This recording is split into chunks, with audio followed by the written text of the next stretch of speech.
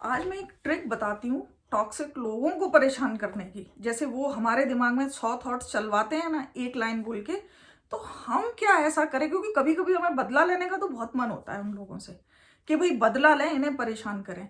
लेकिन वो हमारा रिएक्शन चाहते हैं। उनको पता है कि अगर एक तीर मैंने छोड़ा, अगर इसका मुंह पूरे दिन खराब हो गया तो मैं खुश हो गया, इसने मुझे पलट के रिएक्शन कर दिया तो मैं खुश हो गया या खुश हो गई, इसका मैंने पूरा कोई प्लान ऑफ कर दिया तो मैं खुश हो गया, और ये दुखी हो गई तो भी मैं खुश हो गया। तो इनसे भी कभी कभी मन होता है कि इनसे हम बदला लें। कुछ तो हम ऐसा करें कि जो थॉट हमारे अंदर चल रहे हैं वो इनके अंदर चलना चाहिए, क्योंकि हम तो ऐसे नहीं है ना। तो उसकी एक बहुत अच्छी ट्रिक मैंने अपनी लाइफ में सीख ली है। सिर्फ और सिर्फ एक ट्रिक काम करती है इस पर। सबसे पहले ऑब्जर्व कर लो कि कौन टॉक्सिक और आपको परेशान करने वाला है, ठीक है। उसके बाद उसका काम है वो रोज एक तीर छोड़ता है आपके दिमाग पे कि भाई इसको परेशान करना है, ठीक है। उसका जो रिएक्शन है ना, तो सबसे बड़ा इनका जो इलाज है वो होता है चुप।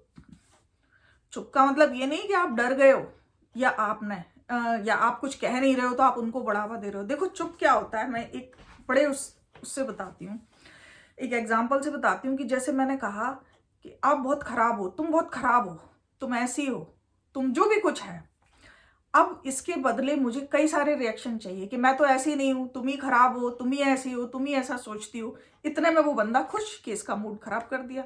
लेकिन अगर इसके आंसर में मैं चुप, मैंने कुछ भी नहीं कहा, क्योंकि मुझे पता है, मैंने मेरा जजमेंट अपने अंदर कर लिया कि ये इस बंदे में ही प्रॉब्लम है या इस इंसान में ही प्रॉब्लम है, मुझ में नहीं है, और ये गेम खेल रहा है या खेल रही है।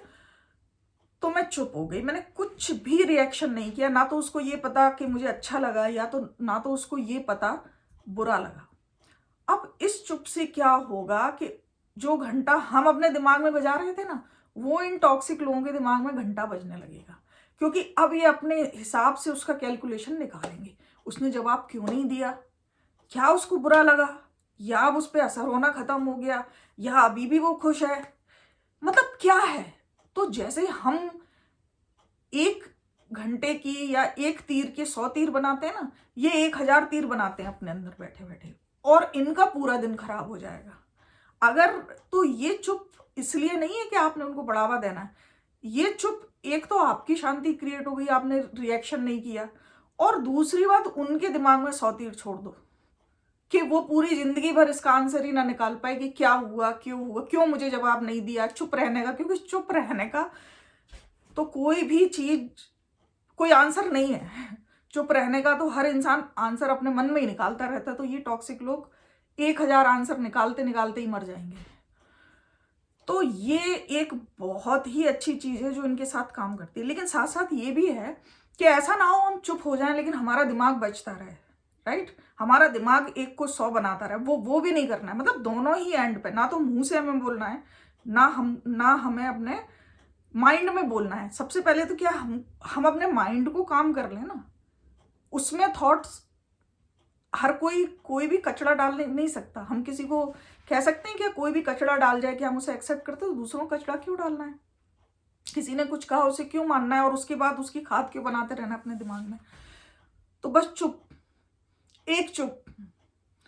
और चुप रहने के बहुत सारे फायदे हैं कई चीजों पे। जहां पर आपको लगता है कि आपको उलझना नहीं है, बहस नहीं करना है, या कोई जवाब नहीं देना है, तो वहां चुप रहना।